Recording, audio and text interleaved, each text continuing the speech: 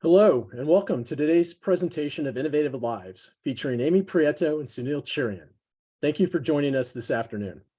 My name is Dr. Jeffrey Brody. I am the Acting Director of the Smithsonian's Lemelson Center for the Study of Invention and Innovation.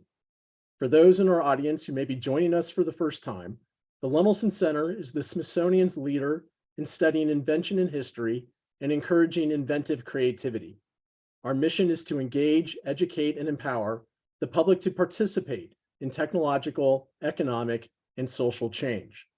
We achieve this through our research and documentation efforts, our exhibitions, our educational programs, and our public engagement events such as this one today.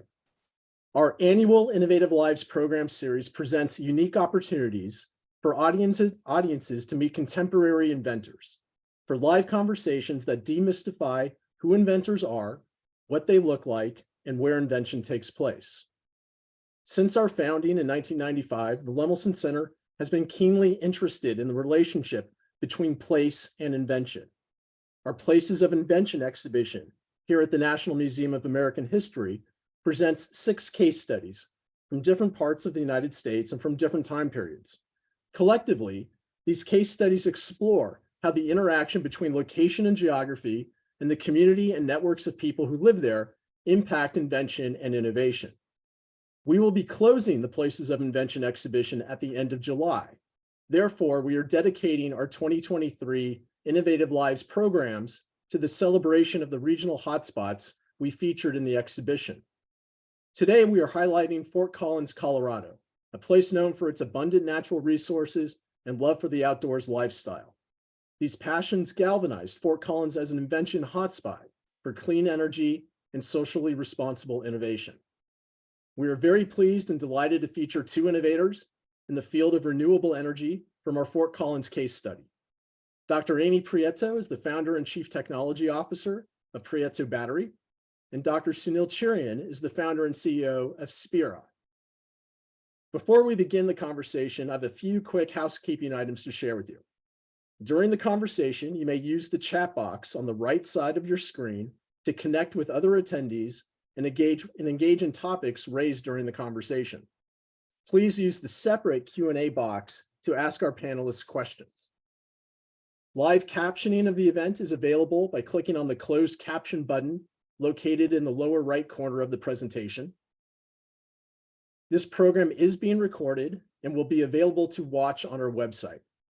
And just as a gentle reminder to everyone, this program is designed for people of all ages, and we follow the Smithsonian Code of Conduct, which outlines civil and respectful engagement from all of us throughout the program. And now it's a real joy and a pleasure to welcome our moderator and our Lemelson Center colleague, Joyce Beatty. Joyce Beatty is Senior Historian Emerita at the Lemelson Center. She's the lead editor of the Lemelson Center Studies in Invention and Innovation book series with MIT Press, and the co-editor of the first volume in the series, Inventing for the Environment. She has authored publications and exhibitions on the history of invention, served as a co-curator of the Fort Collins and Hollywood sections of the Places of Invention exhibition, and was lead curator of the Inventive Minds in Picturing Women Inventors exhibitions. And before joining the center at its founding in 1995, Joyce's research and curatorial career included positions at the MIT Museum, the Thomas Edison National Historic Park, the IEEE History Center, and the Museum of Applied Arts and Sciences in Sydney, Australia. Joyce, it is really wonderful to have you and see you again. Thank you for being with us, and I turn this over to you. Thanks so much for that nice introduction, Jeff. It's great to be back at the center now that I am retired and just come back for fun. About a decade ago, I traveled to Fort Collins, Colorado for the first time. Nestled between the plains and the Rockies, Fort Collins was already known, as Jeff pointed out, for its rich natural resources, good agricultural land, and outdoors lifestyle. But the city was also gaining a reputation for breakthrough inventions in clean energy and socially responsible innovation. And we at the Lemelson Center were intrigued by the idea of including a current place of invention in our upcoming exhibition. Like pieces of a jigsaw puzzle, we found that many people from Colorado State University, the city of Fort Collins, and community businesses, we're actively pursuing connections and collaborations that continue to result in local innovations with global impact. Seen as a place where a person can make a difference while enjoying life, Fort Collins has become one of America's most vibrant places of invention. Today, we're going to talk with two of the inventors from Fort Collins who are featured in the Places of Invention exhibition, and I'm delighted to reconnect with them. I invite Amy and Sunil to join us on camera. Welcome. Hi, Joyce. Hi, Amy. And hi. Let's begin with some introductions. I'll start with Amy. Dr. Amy Prieto is a professor in the Department of Chemistry at Colorado State University and the founder and chief technical officer of Prieto Battery Incorporated. She received her BA in chemistry and philosophy from Williams College and then earned a PhD in inorganic chemistry from the University of California, Berkeley, where she was a cooperative research fellow supported by Bell Labs Lucent Technologies.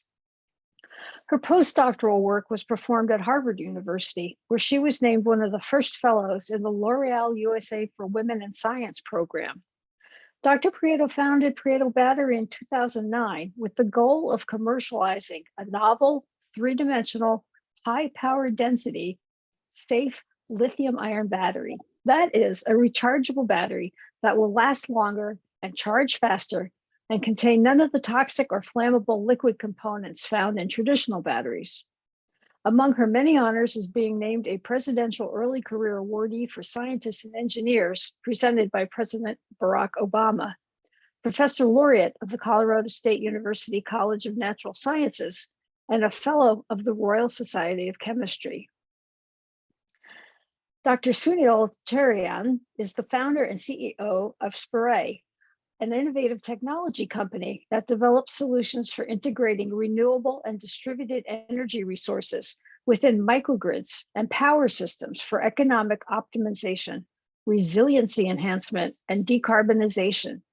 Since founding Spirae in 2002, Dr. Cherian has built the firm into a profitable company with an emphasis on strong customer relationships and a growing intellectual property portfolio with a highly skilled team of power systems and software development professionals.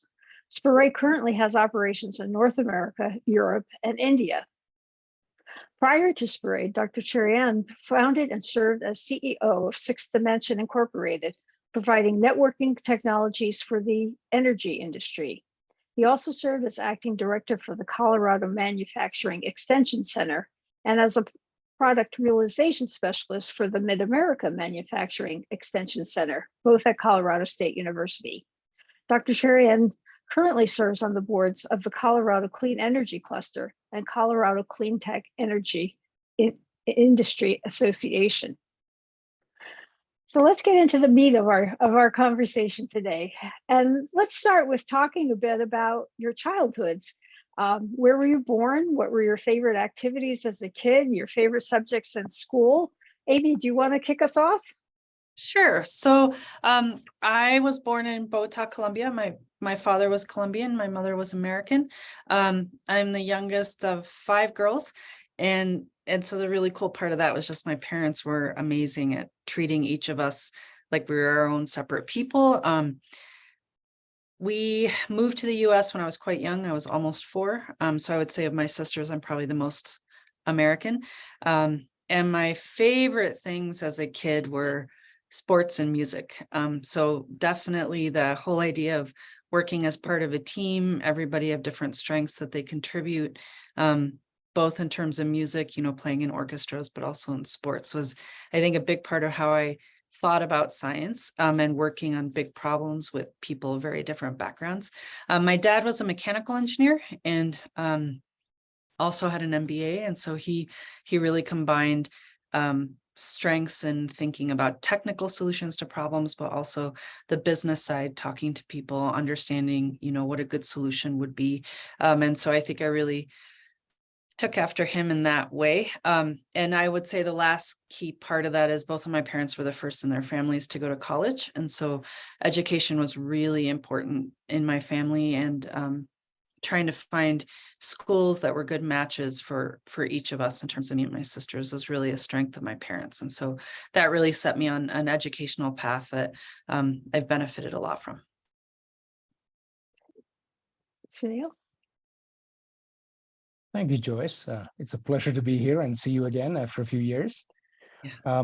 I grew up in South India, so that's I all through my engineering days, undergraduate engineering, I was in Kerala, which is the southwest state in India. Grew up, in a middle-class family. My father worked at a fertilizer company, and my mother was a teacher. And we grew up on a sort of a company campus, so it was a little bit of a a secluded place, if you will, but fun childhood. A lot of friends we had then through first grade through 10th grade. We're still great friends. So that's been a foundational piece of my growing up. Then did my undergraduate in engineering in College of Engineering Trivandrum, which is pretty much at the very southern tip of India. Completed that, worked for about 6 months in India, and then came to the US to do my graduate studies, at Colorado State University. Did my master's and my PhD there, and along the way decided that I wanted to try my hand at being an entrepreneur, and here I am. That's great. When you were kids and even as students, did you already have that desire, that inventive spirit inside of you? Where did you take things apart as kids or do chemistry experiments in your parents' garage? How deep-seated is this invention? Gosh, I think my mother would tell you that she knew I was going to be a scientist or engineer by the time I was 3. And so then my parents just focused on trying to expose me to, everything from astronomy to I remember my mother bought me a little microscope when I was quite young, maybe 6 or 7. And you could either take pictures of what you were looking at on film, or you could open the side of that cartridge and project the image on the wall. And so she sat through hours of me showing her bugs and all sorts of things I dissected. And so I think, for me at a very young age, I loved trying to understand how things worked. How about you, Sunil? Yeah, it's similar for me, but I think I was better at taking things apart than putting them back together. So I think some people would say it's still the same with me. I was always interested in science, and one of the things that we had growing up was there were these science competitions where the schools would get to compete in regional events, and you'd form a team, and you had to come up with different things that you'd actually exhibit, and so that was a big part, and definitely enjoyed a lot of that growing up. And then that's part of the reason I got into engineering. And I'm still excited about technology and the potential of what it can do for us as a society. I think changing from a tinkering with stuff to actually growing businesses is probably the biggest change over the years. Talk a little bit more about how that came to be and what that entailed, how you made that mind switch from working as an engineer to expanding that out to being an engineer and entrepreneur.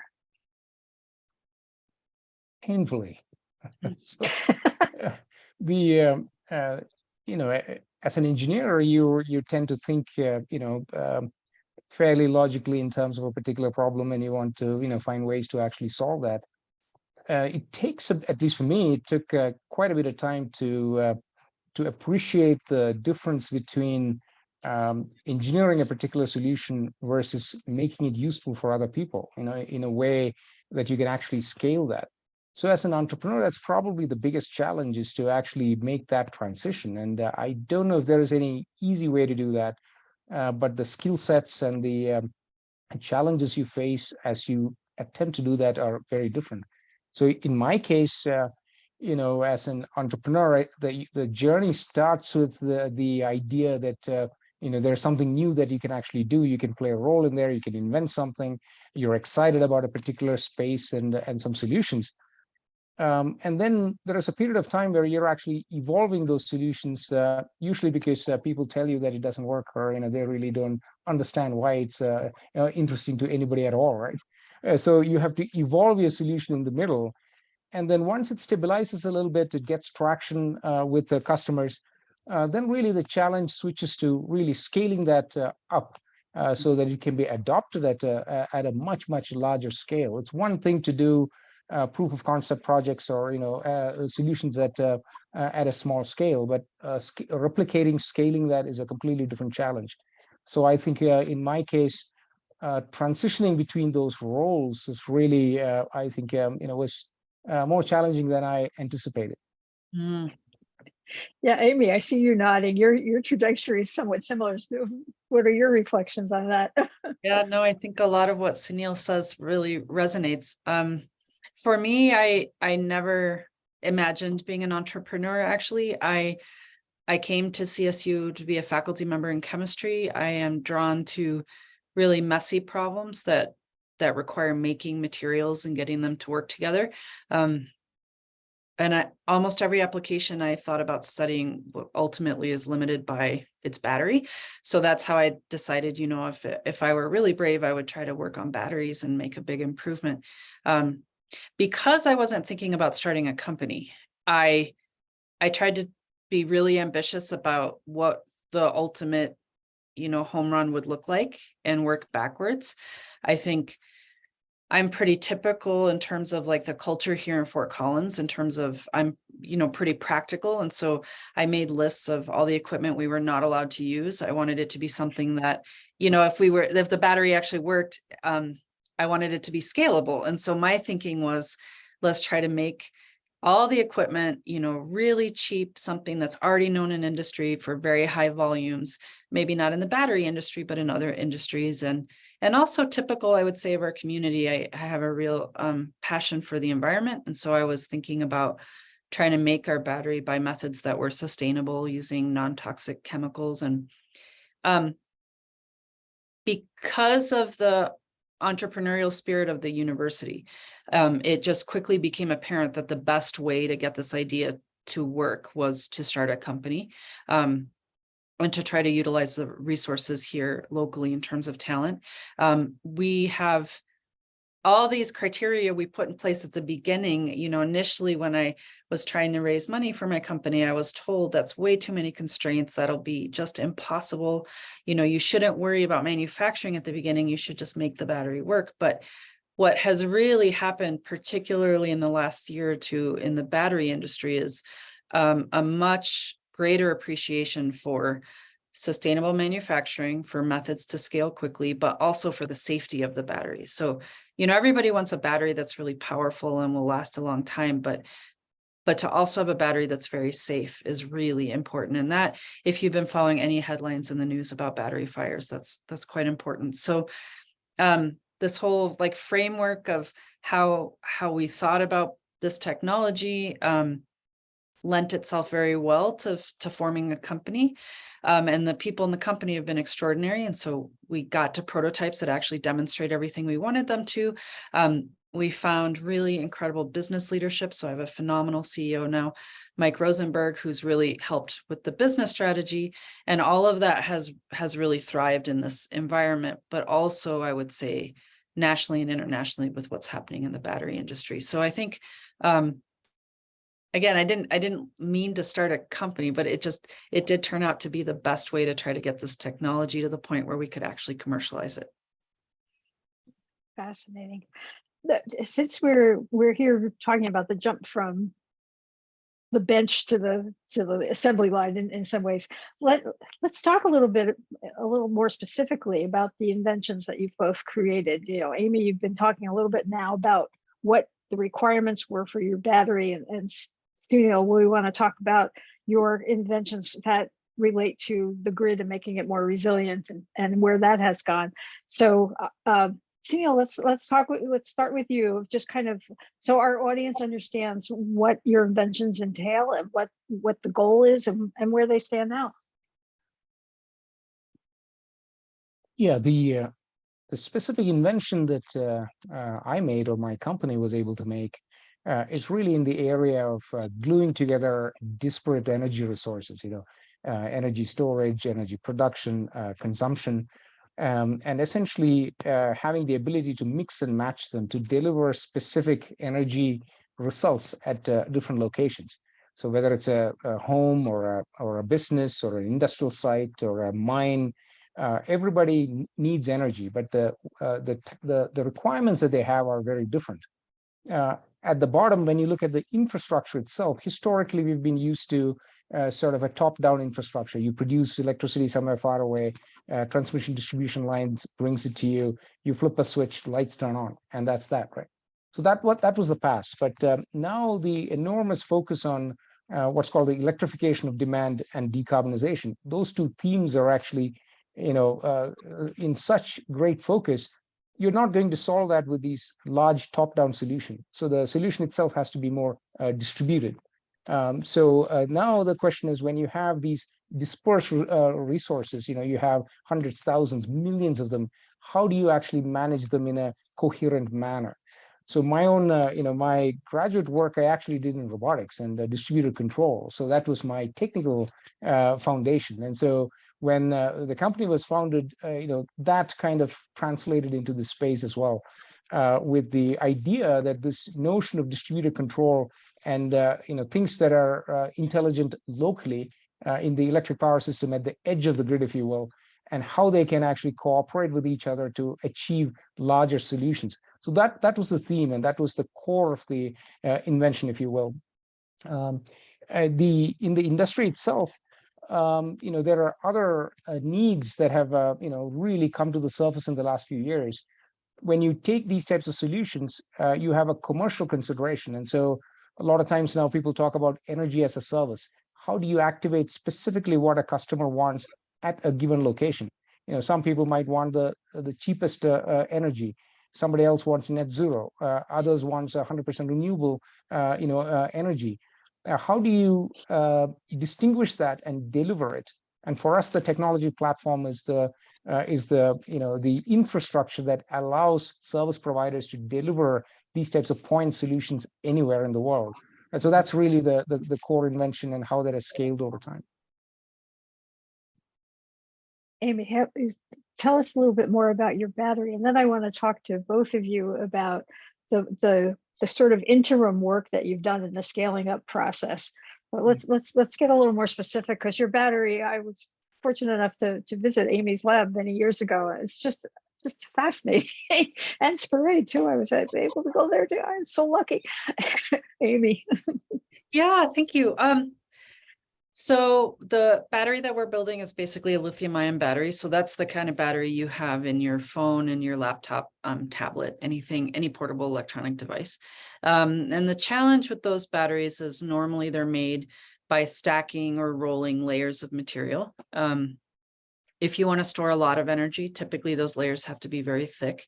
And that means that the battery doesn't charge or discharge very quickly. If you want your battery to be really fast, then you make those layers very thin and you stack a lot of them. And so what you gain in power or speed, you lose in terms of the overall amount of energy you can store in a particular volume. So the only way to get around that trade-off is to change the architecture of the battery. And so what we've designed is a three-dimensional battery where these different materials are completely interdigitated. And what that means is that you can store a lot of material, a lot of energy, but you can get it in and out very quickly. So you get the best of both worlds. One of the other advantages of that approach is that the battery works really well at low temperature, which this winter became an acute problem for people who drive electric cars when we had some of those cold snaps. But in terms of safety, it's also important to choose the right chemistry for all the components so that if you're, say, in a car accident or the battery's not charged properly, or you live in a really hot place, that you don't have a thermal runaway or a battery fire. So in terms of how far we've come, since I first met you, Joyce, we have been able to build a completely integrated prototype that has all of our manufacturing approaches built in, but also all the materials. We tried to really just focus on the properties of what every component had to have, not specific compounds that we knew of at the time. So in some cases, we had to invent new materials. In other cases, we could borrow idea or get inspiration from other industries. And then we also use some of materials that are the current best in their class in the battery industry. So we have been able to demonstrate all these performance metrics I just told you. We can charge and discharge very quickly. The charging quickly is really important if you think about just society and how people behave. You want to be able to charge an electric vehicle in about the amount of time it takes you to fill a gas tank. Discharging quickly leads to power. And our major strategic investors, Stanley Ventures, representing Stanley Black & Decker. So thinking about, taking the power cord off anything on a construction site. But then the safety, again, also is just really important. Thermal stability, also super important. And so what we've focused on most recently is taking this prototype that we know works well and now scaling it to a commercially relevant size. We have a really nice facility here in Fort Collins. It's a R&D facility. We still build batteries by hand. We are now in the early stages of planning a pilot scale facility, doing some of the engineering design for that, and trying to translate some of the tools we've developed to larger volumes. And so really trying to get to the point where we can make pilot level scales of batteries so that our partners can test them. I would say the other key aspect of what we focused on is how to take the results that we measure in-house and have them validated by non-biased third-party companies. And so that's a big focus for me, because the battery industry as a whole has had some challenges in terms of over-promising and under-delivering. So trying to keep a focus on being practical and methodical and really careful, but also sharing our prototypes with people to test so that we can have validation that the battery works as well as we think it has. So we're really at a point right now where we're trying to grow very quickly and get to that next big step in terms of commercialization. And that's a process that I'm just really excited that we're finally at, and that we can really try to go fast. You just said something that I want to ask you both about. You're talking about the prototyping process, and we're very fortunate to have some of Amy's early prototype batteries in the Places of Invention exhibition. You can see them over my shoulder on display in the gallery. And Sunil, I remember seeing the Integrid lab set up at Colorado State. Can you both talk a little bit more about the role of prototyping in getting your in scaling up, not just for manufacture, but in understanding the technologies that you're developing? Yes. Sunil, you want to start? Go first. Sorry. Yeah. Sure. For us, the prototyping problem is a little different from developing a single product, right? Because ours is a control software that has to talk to a whole variety of stuff coming from different manufacturers, makes, models, vintages, that sort of thing. So the challenge for us was to actually get that type of equipment together so that we can actually show that our control strategies and all actually work. So that was a big lift for us, because these are expensive equipment, need specialized locations where you can actually run them and all that. So one of the things that we were able to do here in Fort Collins, actually working with the Colorado State University, and at the time, what was the Engines and Energy Conversion Lab, now called I think it's called the Powerhouse Campus, what Dr. Brian Wilson actually built out years ago. So we had a major European customer that was interested in scaling out these solutions and actually proving that wind turbines and combined heat and power plants and load distribution systems could actually work together to reliably provide energy for their customers. So this was many years ago. And at the time, we were actually looking for a lab where you could actually prototype this type of stuff. And we looked all over the place, several labs in Europe, here in the US. And we were unable to find an existing lab where we could actually do, just walk in and say, we just want to test the control software. Do you have the equipment? So we ended up in a situation where we had to build that whole thing out from scratch. And so that's one of those amazing things that happened here with the support from the university, the city, the state, some funding from the Department of Energy. We were actually able to build out the integrated lab at the time. and bring in this diverse set of resources. And we worked with our local municipal utility to get the proper sorts of interconnection agreements where we could import power, export power, island, resynchronize, do all of those things, which utilities typically won't allow you to do, right? So it took a little time to actually work through the interconnection process to actually make all of that happen. So that took quite a bit of time. And in the meanwhile, we were, of course, developing out our control software, and then we could put that together incrementally and prove out the specific things that the system had to do as a whole, with our software sort of acting as the integrated glue to make it all work together. So that's kind of how our prototyping foundation came about. Amy? Yeah, I think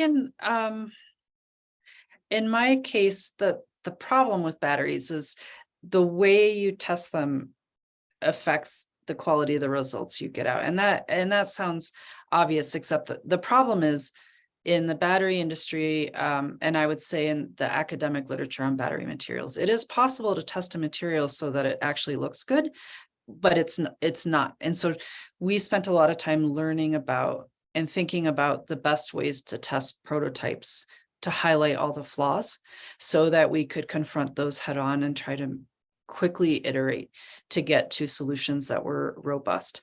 The other big challenge with batteries is that, it's composed of three main components. They're very different materials that have to work together. And so often when you make a big improvement in one part of the battery, it highlights flaws in some of the other components that you didn't see before. And so part of that process is quite iterative. And so what we tried to focus on early was the physical bottlenecks that might prove to be non-starters. And when we solved all of those, we could then feel confident that the full performance of the battery would be something that we could then achieve with better engineering. So I would say in our case, the initial phase was really research and development that was very discovery based. The challenge there is you can't always assign a timeline to that. Once we got all the main components discovered and implemented, and we knew that we had good tools to make everything, then we could really start what I'm going to call more of an engineering phase, which you can plan with a little bit better detail, and there can be timelines. It's certainly still iterative, but all the components work, and so you're really just focused on yields and scaling. And I think what's coming along in the industry in parallel to that is some pretty big improvements in terms of data science more recently. And so we're trying to make sure that we include that as well. The key aspect, I think, that has made us successful so far is the being really open about bad data and trying to not try to sugarcoat anything, and try to keep the team small at the beginning so we could be pretty agile without trying to burn through a lot of resources. I think, when you need to discover new things, sometimes a small team of very creative people is better than a very large team. And so that has worked really well for us. But now we are at the prototyping and scaling phase where we really just need more people, semi-automated equipment, larger volume tools. And so it's just a very different phase of the company, and one I'm really excited about embarking on. Now, you've both mentioned your connections to Colorado State University and the role of local government in this. So can you both talk a little bit about how being in Fort Collins helps or hinders what you want to accomplish as inventors? And Sunil, let's start with you. Yeah, I already mentioned some of the collaborative activities related to the integrated lab.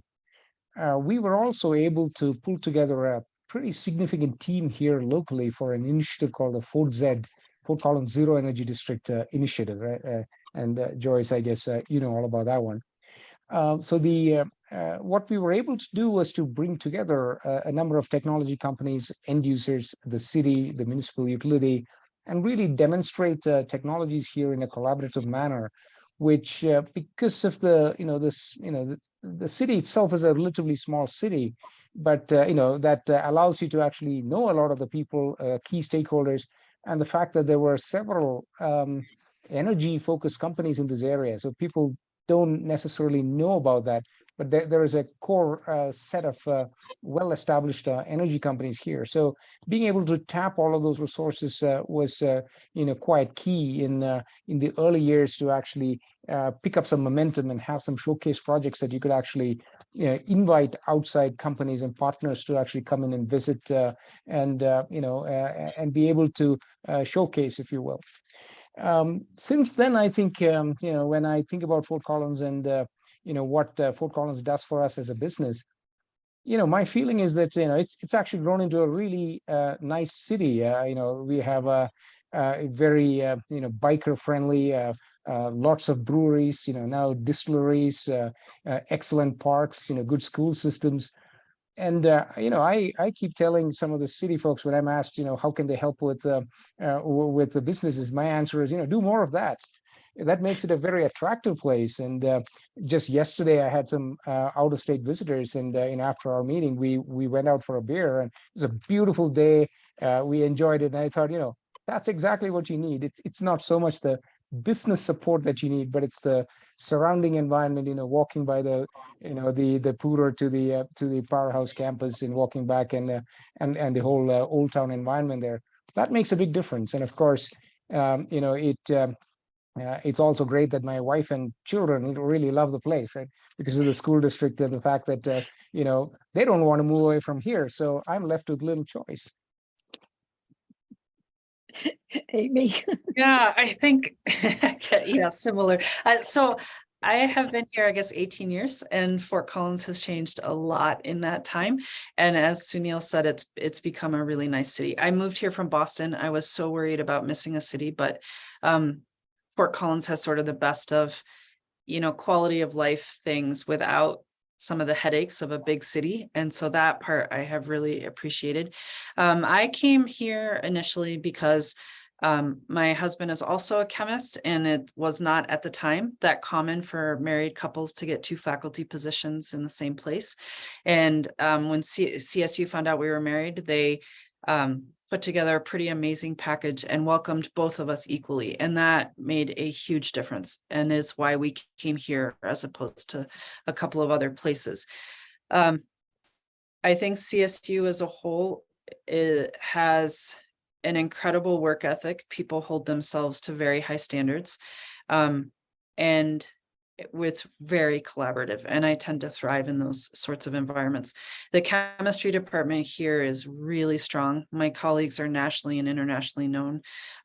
Many of my colleagues have started really amazing companies as well, but there is also this real shared value of giving back and trying to train students of all different backgrounds. And so I think it just really speaks to a lot of parts of the values that I think are important for me.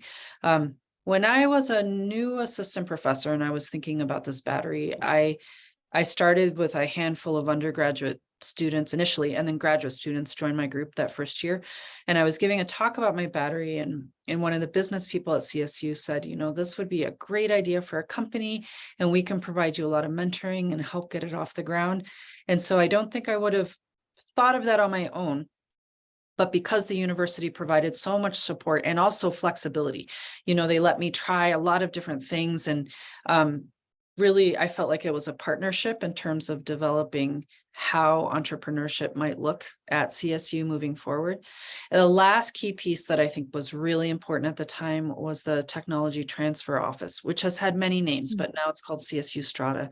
And it has really become an incredible resource. For us, patent portfolio is incredibly important, and being able to have issued patents, particularly in Europe, China, Japan, Korea, that is absolutely important. And so the ability to grow a large, robust patent portfolio has been a huge addition. I think one of the challenges I faced early on that I think all our entrepreneurs in Fort Collins faced was a lack of a venture capital community in Colorado. Early on, I had VCs say things like, it's surprising something this interesting would be in Colorado. And I think they just thought of this as like flyover country. I think that has changed dramatically, especially with Mike Freeman and how he's grown the Rocky Mountain Innosphere, there is much more of a community of entrepreneurs and investors, also pretty seasoned business advisors. And so I think the climate for entrepreneurship has become quite a bit more sophisticated in the last 10 years or so. So, just the combination of pretty ambitious people who like a good quality of life, hold themselves to pretty high standards, is all mixed in a really interesting way in this city. And so it's something that I certainly hope continues to grow. I see we're starting to get some questions in the Q&A. So let's turn over to that before, I don't want to run out of time and not get to them. And so our first question is, what resources does Fort Collins lack? Or to put it another way, what feature, structure, policy, or resource would you add to Fort Collins to advance your work? And where do you find those resources now that you don't find in Fort Collins? I had a knee-jerk reaction to that. That isn't a resource necessarily, but what I would say is affordable housing. We are not a big city, but the cost of living here is approaching that of big cities. And so when I think about trying to recruit talent here, particularly if it's somebody, say, who wants to buy a home or, have a family, I think the cost of living here is becoming something to worry about. So it doesn't really answer your question, but it's the first thing I thought of. Yeah. Yeah, I'll touch on the policy part of what of the question. Since we are in the renewables and distributed energy space, when you look at a city like Fort Collins, the city actually has pretty ambitious greenhouse reduction targets. For example, the gap between having those policy targets at the very high level and then having an implementation mechanism to spur adoption, there's a big gap there, sort of in almost exactly the same way as how you prototype something as an entrepreneur, and then how do you scale the solution. Exactly the same problem, I think, is something that the city faces as well. So if there was something structurally or policy-wise that you could change in this energy space, I would say that's a big one. So if we had favorable policies that could be a showcase for any part of the world, that would be phenomenal.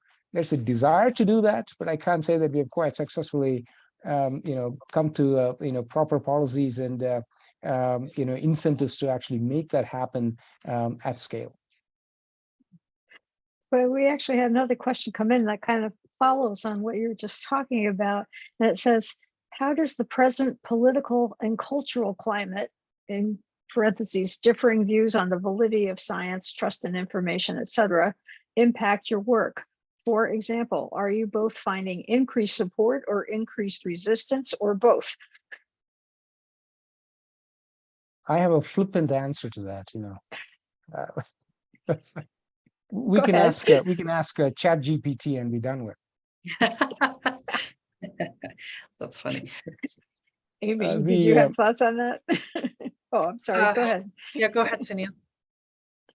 I was just going to say, and it is a significant issue, and especially in the energy area, sort of the debate between the merits of fossil fuels versus non-fossil fuels. Is that for real? Is that necessary? Is climate change human cost? So those fissures in social views are, I think, only getting worse. And I think as we look at how we can actually move forward in this environment, I think we need successful solutions. There's nothing like success to breed the momentum in these areas. So unless we can actually show that the electric car in your garage can actually be completely fueled by renewables, and you can charge it in less than the time it takes to charge to put in gasoline in a car, I think you're not going to get there. But those proofs are happening, and just like what Amy is doing with batteries and the amount of research that's actually going into this, I think the momentum is in the direction of successful solutions. So I think you'll see the sort of these frustrating voices all over the place, and not being able to quite decide where the general momentum is, I think that'll change. And I don't see how fossil fuels, for example, can over time successfully compete with renewables. All of the so-called problems are being solved, and at the end of the day, extracting stuff from the ground and burning it is probably the worst possible use of natural resources.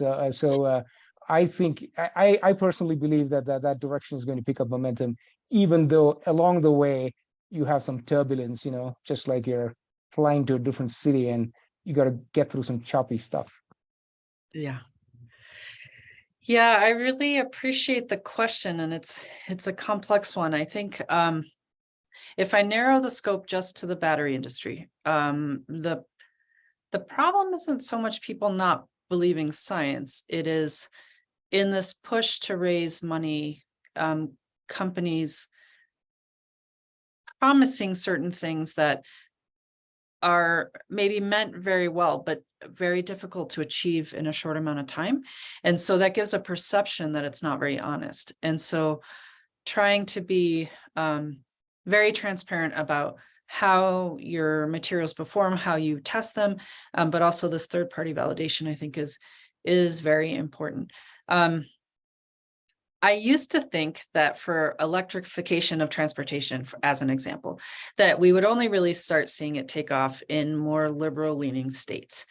But then we had those rolling blackouts in Texas, and the Ford F-150 can power your house for 2 to 3 days. And so then the marketing was brilliant because it was all about ruggedness and, resiliency and relying on yourself and your resources. And now it's like one of the highest selling electric vehicles in a very, I would say, red state. And so I think that people want good technical solutions to make their everyday lives better.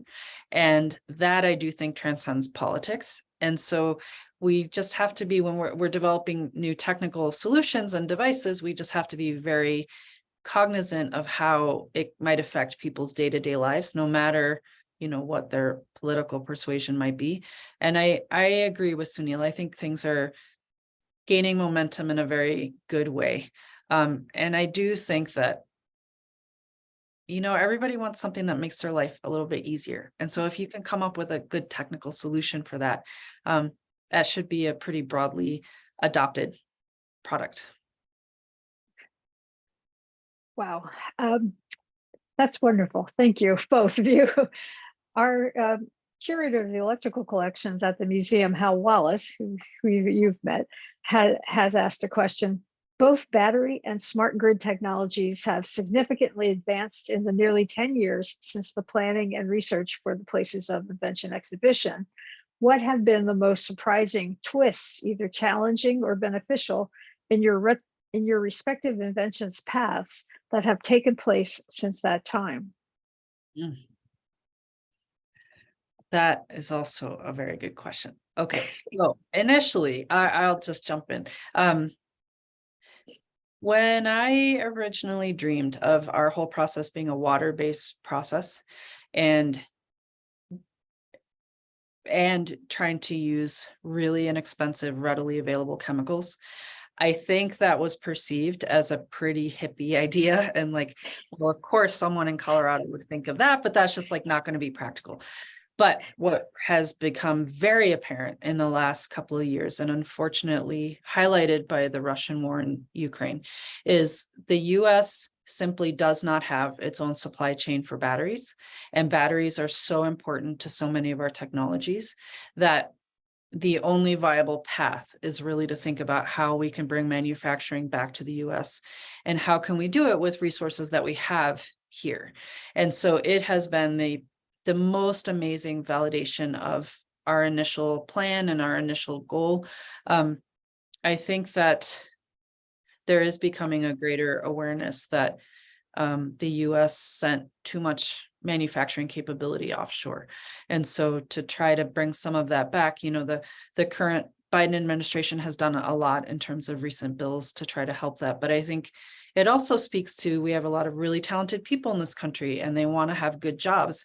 We also have a great need for advanced technology. And so if from where my tiny little batteries started, I think the ones that are over your shoulder, the original ones we made, not only has the performance increased dramatically, but it just does seem like all the stars are aligning for, our initial design to check off a lot of the boxes for what people care about today. And a lot of what's happening in terms of geopolitics in the world is very unfortunate, but it is highlighting that it's important for us to think about how to make things well here in the country. I'll make maybe 2 quick points on that. One is really related to, again, it comes back to policy, but when it comes to renewable energy or any type of distributed energy, historically, up until recently, each of these things would get put into their own silos. You have solar programs, you have wind programs, you have electric vehicle programs, you have demand response programs, and they're all siloed and put together, kind of by themselves. The energy infrastructure, on the other hand, is a very interlinked, interconnected infrastructure, right? So when you have large production from renewables, what the battery does is directly related to that. So the more you silo this, the more suboptimal your solutions become. So the policies and the incentives and the PPAs, the power purchase agreements, were all siloing solutions like this. So in the last few years, I think that's beginning to change. So now the policies are getting put in place for hybrid systems, where you're actually looking at the system as a whole, and then you can figure out the characteristics that you want the system to have without really prescribing what the inverter should do versus what a battery should do. So that's one thing, that integration. Finally, I think it's coming around to the point where that systems thinking is coming into play. I think we're still quite a significant ways away from seeing that at scale, but at least it's happening. The second point, I think, sort of relates to what Amy does with the battery technologies.